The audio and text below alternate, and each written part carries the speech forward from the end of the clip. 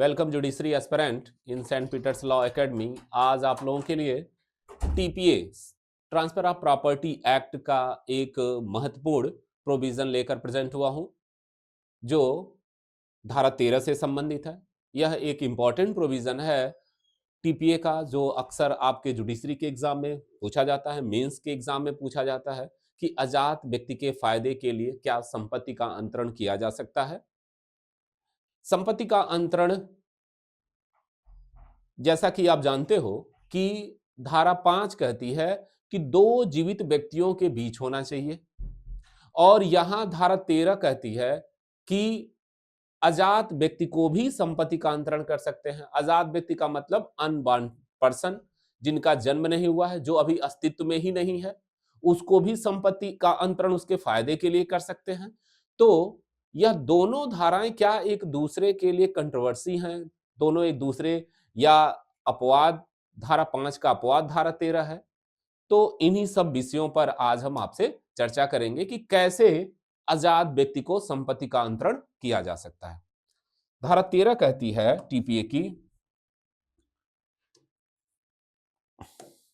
आजाद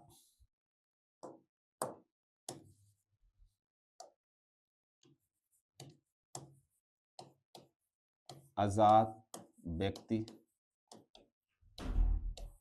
के फायदे के लिए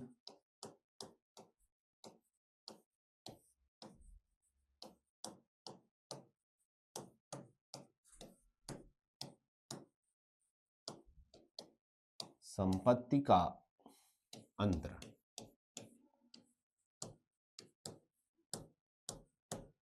आजाद व्यक्ति के फायदे के लिए संपत्ति का अंतरण, इस को समझने के लिए कि आजाद व्यक्ति को हम के फायदे के लिए संपत्ति का अंतरण कैसे करेंगे, हमें संपत्ति अंतरण अधिनियम की धारा 13, धारा 5 और धारा 20 और धारा 16 को देखना होगा। इन धाराओं को हमें समझना होगा, तब हम समझ पाएंगे क्या आजाद व्यक्ति के फायदे के लिए संपत्ति का अंतरण कैसे करते हैं। अब धारा 5 में बताया गया है कि संपत्ति के अंतरण का तात्पर्य एक जीवित व्यक्ति द्वारा दूसरे जीवित व्यक्ति को या स्वयं और दो या दो से अधिक जीवित व्यक्ति को वर्तमान में या भविष्य में संपत्ति हस्तांतरित करता है, ऐसा कार्य करता है, यह कहा जाता है। अब यहां कह रहा है कि धारा 5 में दो जीवित व्यक्तियों के बीच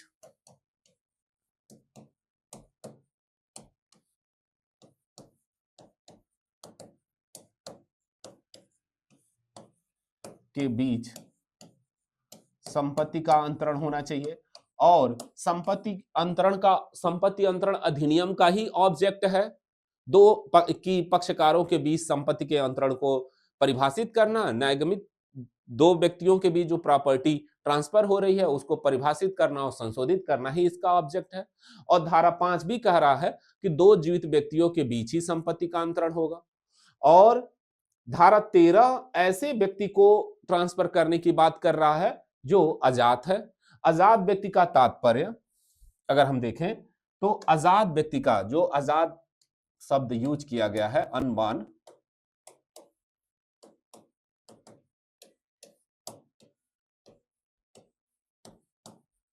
पर्सन, अनबॉर्न पर्सन का मतलब कि ऐसा व्यक्ति जो अभी अस्तित्व में नहीं है, ऐसा व्यक्ति जिनका जन्म नहीं हुआ है, जो मां के गर्भ में भी है या अभी नहीं भी आया है। ऐसा भी हो सकता है कि जो मां के गर्भ में अभी नहीं आया है और जिनका जन्म नहीं हुआ है, अगर मां के गर्भ में भी है तो भी आजाद है। यानी आजाद व्यक्ति का मतलब जिसका जन्म नहीं हुआ है।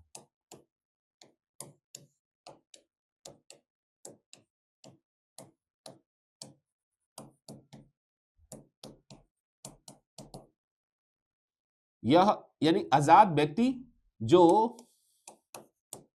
मां के गर्भ में मां के गर्भ में भी आ गया है तब भी अजात है, मां के गर्भ में हो या ना हो, तो इस व्यक्ति को भी हम क्या कहते हैं? आजाद व्यक्ति कहेंगे, अनबॉर्न कहेंगे, जिसका जन्म नहीं हुआ है। अब इस व्यक्ति को संपत्ति फायदे के लिए इस व्यक्ति को जो अस्तित्व में नहीं है उसके फायदे के लिए संपत्ति का अंतरण करना है, तो हम कैसे करेंगे? यह मेथड धारा 13 बताती है कि हम इस किस तरीके से इसका हम अंतरण करेंगे। लेकिन ध्यान रहे कि यह धारा 5 के मेथड से भिन्न है। धारा 5 में कौन सा मेथड अप्लाई किया जाता है? जैसे डायरेक्ट हम अंतरण कर रहे हैं, जैसे ए जीवित है और बी को संपत्ति का अंतरण कर रहा है, तो इसको तुरंत इसी को पोजीशन दे रहा है, इसी को चाहे विक्रय के तौर पे हो, दान के हो, विनिमय हो, बंधक हो या पट्टा हो, किसी भी तरीके से अंतरण कर रहा है, तो यह डायरेक्ट इसी को कर रहा है। डायरेक्ट इसका अंतरण होना चाहिए, प्रत्यक्ष रूप से होना चाहिए, प्रत्यक्ष रूप से अंतरती को दे रहा है, ट्रांसफरी को डायरेक्ट रूप से अंतरण कर रहा है। लेकिन धारा 13 में जो अंतरण का तरीका है वह थोड़ा सा अलग है। अंतरण अनवान को करना है, प्रॉपर्टी अनवान को तक पहुंचानी है, आजाद व्यक्ति तक पहुंचानी है, लेकिन हम डायरेक्ट इसको नहीं पहुंचा के एक ट्रस्ट क्रिएट करते हैं, इसके बीच एक हम हित सृजित करते हैं जो सीमित हित के लिए होता है और उसके बाद प्रॉपर्टी अनबान को पहुंचती है। जैसे सपोज करो कि धारा 13 कहता है कि आजाद व्यक्ति के फायदे के लिए संपत्ति का अंतरण अगर करना है तो हम एक पूर्विक हित सृजित करेंगे। पूर्विक हित, पहले इसको समझ लें, पूर्विक हित हम क्या करेंगे? सृजित करेंगे।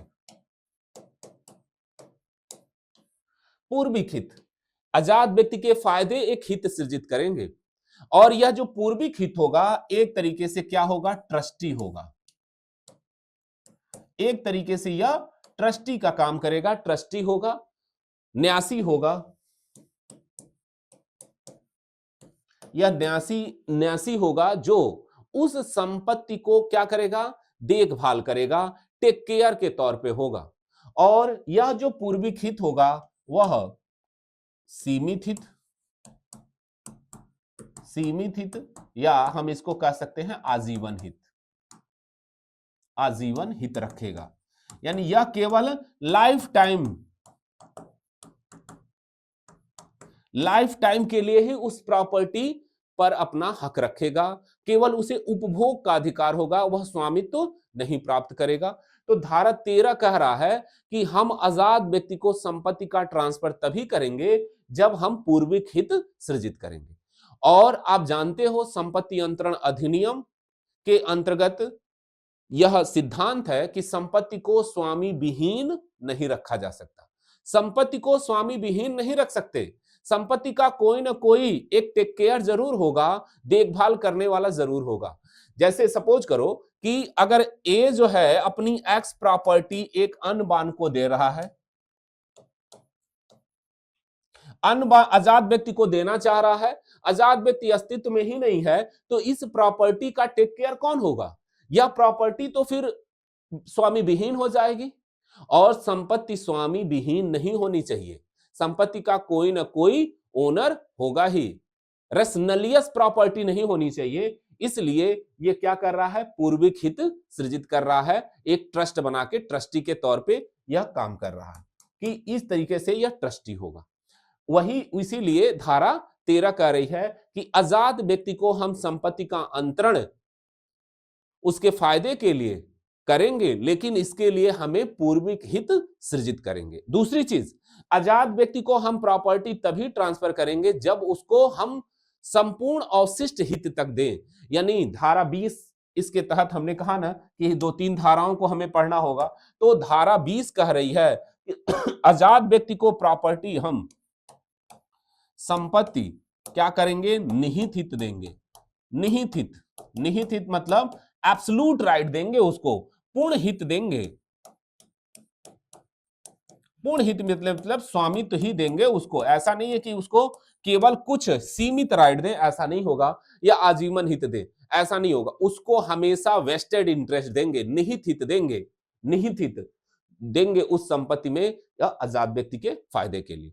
तो अब हमने देख लिया कि जो धारा 5 का मेथड है उससे भिन्न अप्लाई करेंगे, और धारा 5 के तरीके से हम संपत्ति का अंतरण आजाद व्यक्ति तक नहीं पहुंचाएंगे। अब धारा 13 का मेथड अपनाएंगे। धारा 13 कह रहा है कि संपत्ति का अंतरण हम करते समय कुछ आजाद व्यक्ति को कुछ बातों का ध्यान रखेंगे। क्या, कौन से बात का? तो पहला कह रहा है कि आजाद व्यक्ति को संपत्ति का अंतरण, अगर ये ए स्वामी है संपत्ति का और यह अंतरण करता है, अंतरण कर रहा है, और यह पहुंचाना चाह रहा है अन्य बान को, आजाद व्यक्ति को प्रॉपर्टी, अपनी एक्स प्रॉपर्टी पहुंचाना चाह रहा है, तो इससे पहले ट्रस्ट करेगा। तो यानी ट्रस्ट बी को सृजित किया, फिर सी को किया, और उसके बाद अनबान को देना चाह रहा है। तो ये जो बी और सी हैं, एज ए क्या हैं? यह न्यासी हैं, इस प्रॉपर्टी को न्यासी हैं, और ये एक चैन क्रिएट करेगा। और ये लोग क्या करेंगे? केवल आजीवन हित रखेंगे, इनके मरने के बाद यह, और उसके बाद अनबान को प्रॉपर्टी जाएगी। और जब अनबान को जाएगी तो हमेशा क्या जाएगी? पूर्ण हित जाएगी, एब्सोल्यूट तरीके से जाएगी। अच्छा, अब ये धारा 13 कह रहा है, ये धारा 20 कह दिया कि हमेशा जब देंगे इसको अनबान को तो पूर्ण हित देंगे, यानी निहित हित देंगे, निहित हित। ये धारा 20 कह रहा। अगर हम अजानवे व्यक्ति को आजीवन हित दे रहे हैं या सीमित हित दे रहे हैं तो वह अंतरण शून्य हो जाएगा। अब यानी हम पहले चैन, यानी इसके इस तक पहुंचाने के लिए हम डायरेक्ट इसको नहीं करके, धारा 5 के तहत ये वैलिड नहीं होगा कि अगर हम डायरेक्ट इसको दे रहे हैं। डायरेक्ट इसको देने के लिए हमें बीच में ट्रस्ट क्रिएट करना पड़ेगा, और यह प्रॉपर्टी ए बी को लाइफ टाइम के लिए, फिर इसके मरने के बाद इसको लाइफ टाइम के लिए, और उसके बाद इसको प्रॉपर्टी जाएगी। दूसरा, अब देखो कहा कि प्रॉपर्टी तो ठीक है, ट्रस्ट हो गया, अनबान को जाएगी। अब यह भी आवश्यक है कि ये जो आखिरी सीमित हित है, ये सी के मरने से पहले, मरने के पूर्व यानी मृत्यु के पूर्व, किसका? अनबान का, यानी ये जो बच्चा है जिसको हमें प्रॉपर्टी पहुंचानी है, वह अनबान का जन्म होना आवश्यक है, जन्म होना आवश्यक है। कब? इसके यानी यह पूर्विक हित समाप्त होने के पूर्व इसका जन्म होना आवश्यक है। पूर्व इसका जन्म होना, अनबान का जन्म होना आवश्यक है। मां का गर्भ में आना नहीं, उसका जन्म होना आवश्यक है। जैसे अगर मान लो कि ए अपनी एक्स प्रॉपर्टी बी को लाइफ टाइम में दिया, और तब तक ये सी को भी दिया लाइफ टाइम, और इसके बी जब जब मरा नहीं तब तक ए का जन्म हो गया, यानी अनबान का जन्म हो गया। अब प्रश्न है कि क्या सी उस प्रॉपर्टी का उपभोग कर पाएगा? क्योंकि इसके मरने के बाद इसको जा रहा था। तो यह कह रहा है कि अगर यह मर गया, जन्म होते ही यह प्रॉपर्टी तो इसमें निहित हो जाएगी, लेकिन उपभोग का अधिकार क्या होगा? सस्पेंड रहेगा। प्रॉपर्टी का स्वामी इसके जन्म होते ही, इसके जन्म लेते ही प्रॉपर्टी इसमें वेस्ट कर गई, पूर्ण जैसे जन्म लिया प्रॉपर्टी उसमें चली गई, स्वामी उसका बन गया, लेकिन जो उपभोग का अधिकार है, प्रॉपर्टी को यूज और एंजॉय करने का अधिकार है, वह क्या है? वह सस्पेंड रहेगा। कितने दिन तक? वह धारा 14 कहती है कि सस्पेंड केवल 18 साल तक रह सकता, मैक्सिमम 18 साल तक। इससे अधिक हम सस्पेंड नहीं कर सकते, स्थगित नहीं कर सकते, यह शाश्वतता के विरुद्ध नियम है। और 18 साल तक यानी इसकी वयस्कता तक। अगर यह वयस्क हो जाएगा, अगर मान लो कि बी एक अभी मरा नहीं और यह जन्म ले लिया तो 18 साल तक फिर तो यह यूज नहीं कर पाएंगे, फिर ये जो है 18 साल के बाद प्रॉपर्टी चली जाएगी इसके पास। एब्सोल्यूट तरीके से तो गई है, लेकिन यह केवल इंजॉय कर सकते हैं, यूज कर सकते हैं उस प्रॉपर्टी का।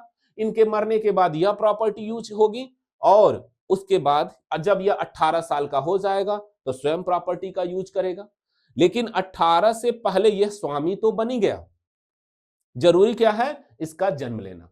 इसका जन्म लेना, अगर इसके मरने से पूर्व इसका जन्म हो गया तो प्रॉपर्टी इसमें वेस्ट हो जाएगी। और अगर मान लो कि प्रॉपर्टी जन्म, इसके जन्म तो लिया, जीवित हुआ, जीवित पैदा हुआ, लेकिन जीवित पैदा होने के बाद मर गया। यह भी हो सकता है कि वह पैदा हो और पैदा होने के 2 मिनट बाद या 1 घंटे बाद उसकी डेथ हो जाए, तो प्रॉपर्टी कहां जाएगी? तो प्रॉपर्टी इस दशा में, अगर मान लो कि ए ने प्रॉपर्टी बी को लाइफ टाइम के लिए दिया, फिर सी को लाइफ टाइम में दिया, और उसके बाद अनबॉर्न यानी यह बच्चा पैदा हो गया, बच्चे का जन्म हुआ यानी जीवित पैदा हुआ, और उसके बाद मर जाता है। जीवित पैदा होने के बाद 1 घंटे बाद मर जाता है, तब भी यह प्रॉपर्टी क्या होगी? इस बच्चे के उत्तराधिकारियों में जाएगी।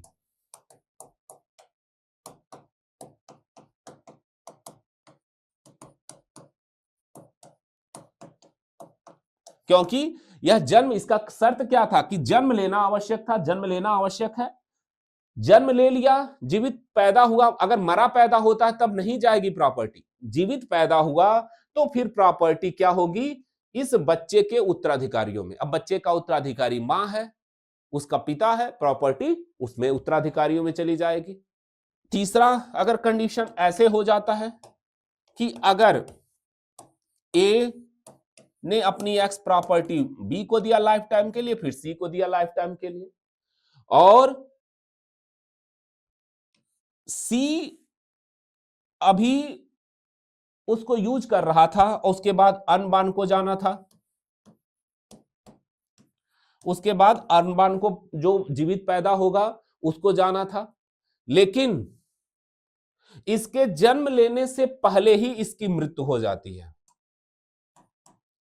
इसकी भी मृत्यु हो गई, इसका भी मृत्यु हो गया, तब फिर इनके पास गई, और इनके जन्म से पहले ही इसकी मृत्यु हो जाएगी। यानी जन्म से पहले, जन्म से पहले ही इसकी मृत्यु हो गई, तो फिर भले ही इनका जन्म हो, प्रॉपर्टी इनको नहीं मिलेगी, प्रॉपर्टी रीबैक हो जाएगी, ए के उत्तराधिकारियों में चली जाएगी। ए के उत्तराधिकारियों में।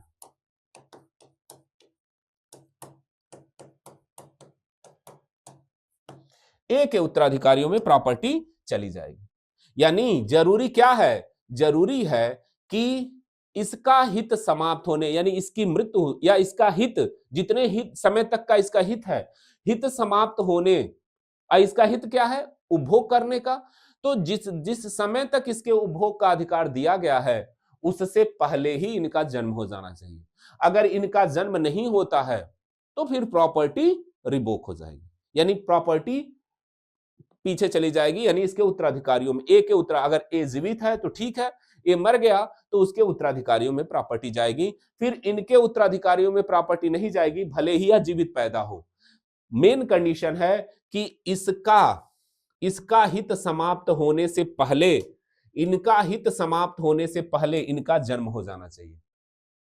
और अगर यह मृत्यु पैदा हुआ, अगर मान लो कि जीवित पैदा नहीं हुआ,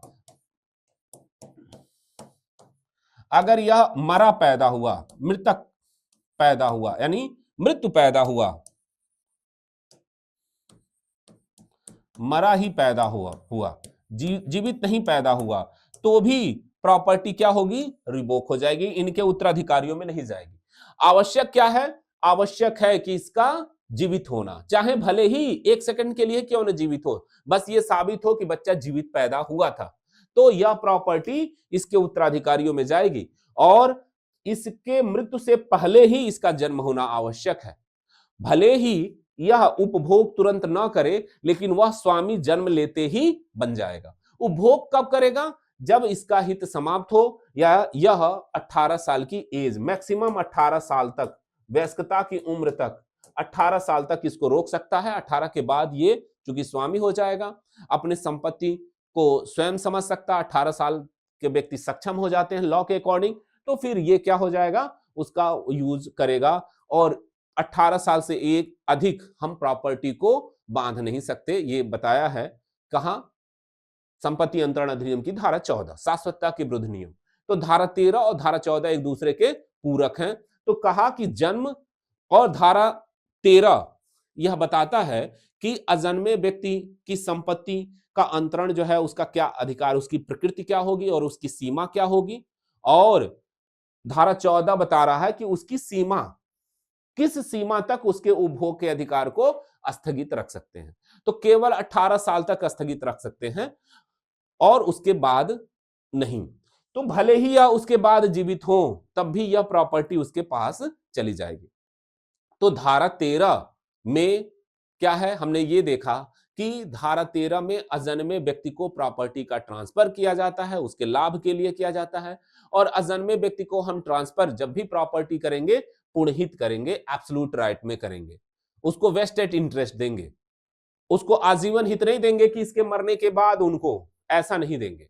अगर ऐसा देंगे तो फिर यह दोहरी संभावना हो जाएगी और यह अंतरण शून्य होगा। हमेशा अजन्मे व्यक्ति को एब्सोल्यूट राइट देना है। दूसरी चीज कि इसके लिए हमें ट्रस्ट क्रिएट करना होगा। जो हमने ये ट्रस्ट है, ट्रस्टी हैं लोग, इस प्रॉपर्टी को केवल टेक केयर करेंगे, देखेंगे, यूज करेंगे, इसको विक्रय नहीं कर सकते, स्वामी नहीं है ये, केवल यूज और एंजॉय करने के लिए होंगे। और यह आवश्यक है कि जब पूर्विक हित के समाप्त होने से पहले अजन्मे व्यक्ति को जन्म लेना आवश्यक है। अगर अजन्मे व्यक्ति का जन्म नहीं हुआ पूर्विक हित समाप्त होने से पहले, तो फिर यह रिवोक होके चला जाएगा। और अगर जन्म हो गया और जन्म होने के बाद अगर जीवित पैदा हुआ, उसके बाद उसकी मृत्यु हो जाती है, तो फिर अजन्मे व्यक्ति के जो जन्म होने के बाद उसके उत्तराधिकारियों में प्रॉपर्टी चली जाएगी। अब हमने समझ लिया कि धारा 13 के तहत हम प्रॉपर्टी को कैसे अजन्मे व्यक्ति तक पहुंचाएंगे। अब इसके हम देखें कि इसका क्या एक दृष्टांत दिया है। इस दृष्टांत को भी हम समझ सकते हैं इस धारा 13 को समझने के लिए। धारा 13 में जो एग्जाम्पल दिया है दृष्टांत के तौर पे, क्या कहा, इलस्ट्रेशन क्या कह रहा है, कह रहा है कि समझना कि ए जो है यानी क अपनी संपत्ति बी को ट्रस्ट के तौर पे, न्यासी के तौर पे बनाता है।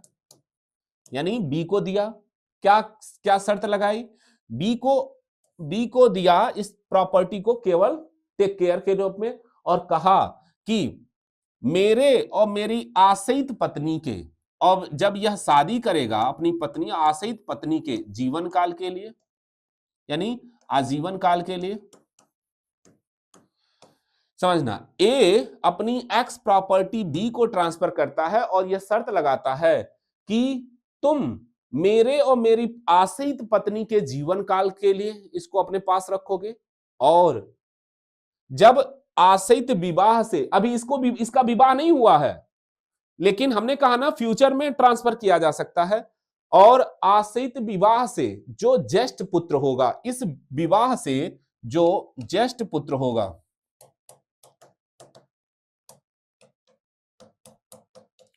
उसको आजीवन हित, उसको भी आजीवन हित। अब देखिएगा, आजीवन हित, और इसके मरने के बाद यह आजीवन हित होगा, और इसके मरने के बाद किसको, हमारे दूसरे पुत्र को संपत्ति चली जाएगी, संपत्ति चली जाएगी। अब यानी यह प्रॉपर्टी किसको पहुंचाना चाह रहा है, यह प्रॉपर्टी अपने दूसरे पुत्र को पहुंचाना चाह रहा है। स्वामी किसको बनाना चाह रहा है, दूसरे पुत्र को, न कि पहले पुत्र को। अब प्रश्न है कि क्या यह शर्त और अंतरण वैलिड है, क्या यह शर्त वैलिड है। आप चेक करो धारा 13 कह रहा है कि जब भी किसी अजन्मे व्यक्ति को प्रॉपर्टी दोगे तो कैसे दोगे, उसको पूर्णहित दोगे। पूर्ण हित यानी निहित हित दोगे, और यहां क्या दे रहा है अपने पुत्र को, ज्येष्ठ पुत्र को आजीवन हित लाइफ टाइम दे रहा है, तो यह अंतरण क्या है, यह नियम धारा 13 के विपरीत है, इसलिए यह अंतरण क्या होगा, शून्य होगा। यह अंतरण शून्य हो जाएगा। क्यों? क्योंकि यह धारा 13 के उल्लंघन में किया गया, धारा 13 के उल्लंघन में किया गया। इस तरह का अंतरण वैलिड नहीं होगा, क्योंकि यह भी तो अजन्मा है, अभी तो शादी होगी, फिर शादी के बाद पत्नी का पुत्र होगा, और यह भी जरूरी नहीं है कि लड़का और लड़की, अगर मान लो कि यह कह रहा कि नहीं मेरी लड़की होगी, तो अभी हम इस पर एक केस बताएंगे, मेरी लड़की होगी तो उसे आजीवन हित दोगे, तो ऐसा नहीं कर सकते। यह धारा 13 लड़का और लड़की में विभेद नहीं करता, दोनों की, अगर लड़की होगी उसको भी आजीवन हित दे रहे हो तो भी अंतरण शून्य है, और लड़का होगा उसको भी आजीवन हित दे रहे हो, अगर लाइफ टाइम केवल दे रहे हो तो भी वह अंतरण शून्य होगा। अगर लड़का हो और लड़की हो, पैदा होने वाला हो, तो उसको हमेशा एब्सोल्यूट राइट दोगे, पूर्ण हित दोगे, वेस्टेड इंटरेस्ट दोगे, तभी यह अंतरण वैलिड होगा और यह तरीका वैध होगा संपत्ति अजन्मे व्यक्ति तक पहुंचाने का। तो यह इलस्ट्रेशन आप देखोगे तो यह कहा कि हां, यह इसी में दोहरी संभावना है, दोहरी संभावना। दोहरी संभावना क्या कहते हैं? दोहरी संभावना का मतलब एक संभावना तो यही है बच्चा पैदा हो सकता, अब ये कोई जरूरी नहीं है कि शादी के बाद बच्चा पैदा ही हो सकता है कि शादी हो गई हो और उसका कोई संतान ना हो, निसंतान हो जा। तो लॉ कह रहा है कि हम एक संभावनाओं की तो बात कर लेंगे, एक संभावना तक हमें तो ठीक है, लेकिन दूसरी संभावना यानी दूसरा बच्चा पैदा होगा तो हम प्रॉपर्टी उसको देंगे, तो हम दोहरी संभावनाओं पर बात नहीं करेंगे। यह दोहरी संभावना को स्वीकार नहीं किया गया, दोहरी संभावना के कंसेप्ट को अस्वीकार। दोहरी संभावना मतलब दूसरा पुत्र, पहले पुत्र को आजीवन हित, उसके बाद दूसरे पुत्र को हम प्रॉपर्टी देंगे, तो यही दोहरी संभावना है। और यह जो है कहा गया, एक केस आया हिटवी बनाम माइचल, हिटवी बनाम माइचल, हिटवी बनाम माइचल। इसी में दोहरी, ये पीटी में कई बार क्वेश्चन पूछा गया है कि दोहरी संभावना का क्या अंतरण हो सकता है, तो आप कहोगे नहीं। दोहरी संभावना क्या है? दूसरा पुत्र, पहला पुत्र पैदा होगा, उसके बाद फिर दूसरा पुत्र पैदा होगा तो प्रॉपर्टी उसमें जाएगी, इसी को दोहरी संभावना कहते हैं। तो यह धारा 13 के अकॉर्डिंग अंतरण वैलिड नहीं है। और हिटवी बनाम माइचल के केस में भी कहा दिया गया कि दोहरी संभावनाओं को धारा 13 स्वीकार नहीं करता। तो ये इलस्ट्रेशन आप देखोगे तो बता दिया कि यहां ज्येष्ठ पुत्र को हमेशा एब्सोल्यूट राइट जाएगा। अब यहां आजीवन हित दे रहे हैं इसलिए शून्य है, और दूसरी बात दूसरे पुत्र को आजीवन हित दे रहे हैं तो यह दोहरी संभावना है, इसलिए यह भी शून्य है। अब इस पर एक लीडिंग केस है, बहुत ही इंपॉर्टेंट, आप लोगों ने पढ़ा होगा, गिरजेस बनाम दातादीन। गिरजेस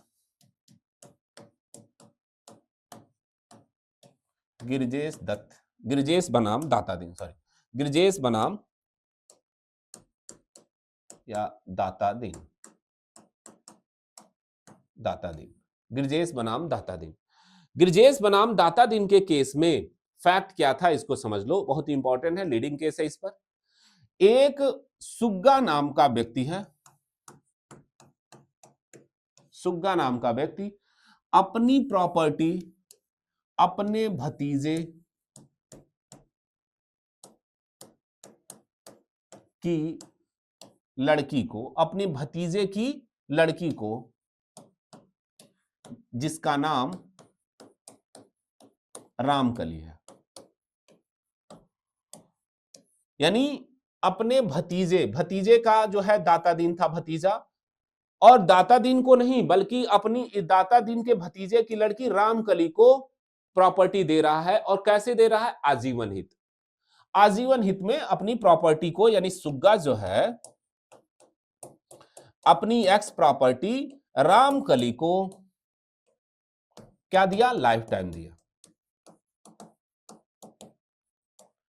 लाइफ टाइम देता है कि ये जब तक जीवित है इस प्रॉपर्टी को यूज करेगी, स्वामी नहीं बनाया, लाइफ टाइम दिया। ये कौन थी रामकली? इसके भतीजे की, जो दाता दिन है प्रतिवादी, उसी की यह लड़की थी।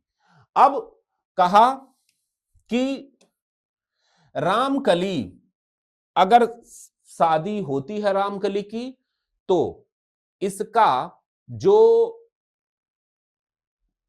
पहला पुरुष वंशज होगा उसको प्रॉपर्टी जाएगी, पुरुष वंशज।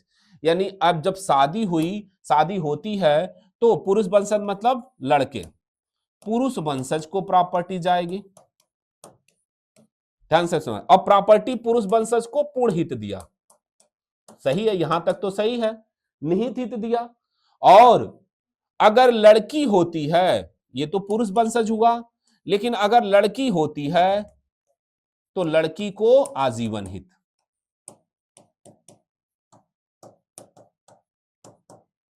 आजीवन हित दिया जाएगा। क्या यह अंतरण वैलिड है? अब यही आप बताइए, क्या इसको पुरुष को आप पूर्ण हित दे रहे हो, लड़की को आजीवन हित दे रहे हो, तो यह भी अंतरण शून्य है। इस तरह की शर्त भी शून्य है अगर आप इस तरह का कर रहे हो। अगर हाँ, अगर कहते चाहे लड़की हो या लड़का हो, कोई भी संतान होगी तो उसको हम पूर्ण हित देंगे, तो यह वैलिड होता। लेकिन यहां कह रहा है कि पुरुष वंशज को पूर्ण हित, एब्सोल्यूट राइट, और जो लड़की अगर होती है रामकली की तो उसको आजीवन हित देंगे। और अगर निसंतान, यह भी कहा कि अगर कोई संतान नहीं होता, दोनों कंडीशन अगर इनमें कहा, लेकिन अगर निसंतान हो जाती है, अगर निसंतान यानी न लड़का होता है न लड़की होती है, तो प्रॉपर्टी, तो संपत्ति का क्या होगा, संपत्ति इसके भतीजे, किसके भतीजे, सुग्गा के भतीजे, किसको, दाता दिन को चली जाएगी, दाता दिन को प्रॉपर्टी जाएगी। अब रामकली जो है निसंतान, यानी उसका कोई संतान नहीं हुआ, प्रॉपर्टी दाता दिन को जानी चाहिए उसके वसीयत के अकॉर्डिंग, जिस जैसे ये शर्त लगाया था। लेकिन अब यही धारा कोर्ट ने कहा, जब कि धारा 16, अब सुग्गा के जो उत्तराधिकारी हैं गिरजेश, उसने इस पर इस प्रकार के अंतरण को क्या किया, कोर्ट में चैलेंज कर दिया कि इस प्रकार का अंतरण शून्य है, क्योंकि अब ये इसका कोई वंशज नहीं है तो दाता दिन को जाएगी, दाता दिन तो अस्तित्व में है ही है, लेकिन इसके जो उत्तराधिकारी हैं सुग्गा के, वो कहा कि इस तरह का अंतरण वैलिड नहीं है। क्या प्रॉपर्टी दाता दिन को चली जाएगी? कोर्ट के सामने यह प्रश्न था। तो फिर धारा 16 को कोर्ट ने देखा और धारा 16 कह रहा है कि अगर किसी व्यक्ति को प्रॉपर्टी दी जा रही है और उस व्यक्ति से पहले कोई पूर्विक हित है, अपूर्विक हित, पहले का अंतरण धारा 13 और 14 के अकॉर्डिंग शून्य है, तो पाश्चात्यवर्ती अंतरण भी क्या हो जाएगा, शून्य हो जाएगा। धारा 16 आप देखोगे कह रहा है कि यदि पूर्विक हित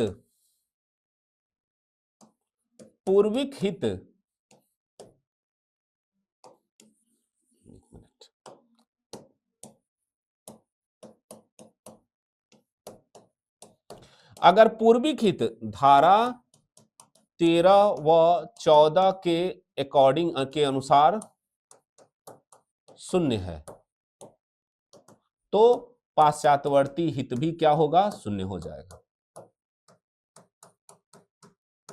पाश्चात्यवर्ती अंतरण, हित नहीं अंतरण, पाश्चात्यवर्ती अंतरण भी शून्य हो जाएगा।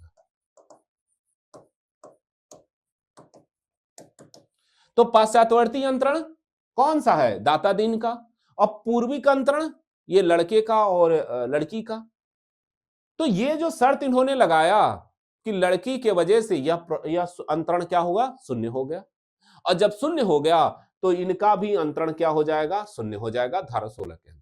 तो प्रॉपर्टी अब कहां जाएगी, प्रॉपर्टी रिवोक होकर सुग्गा के उत्तराधिकारी यानी गिरजेश के पास पहुंच जाएगी, पहुंच गई धारा 13 के अकॉर्डिंग।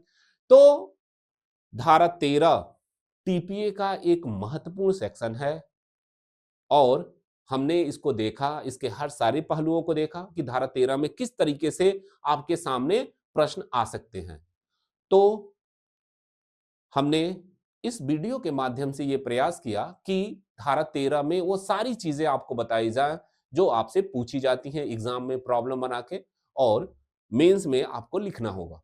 तो आप अगर इस लेक्चर को अच्छे से समझ लिए, देख लिए, तो फिर आपको धारा 13 में कोई समस्या नहीं होगी। तो आज के लिए बस इतना ही, फिर किसी नए टॉपिक को लेकर प्रेजेंट होंगे। धन्यवाद।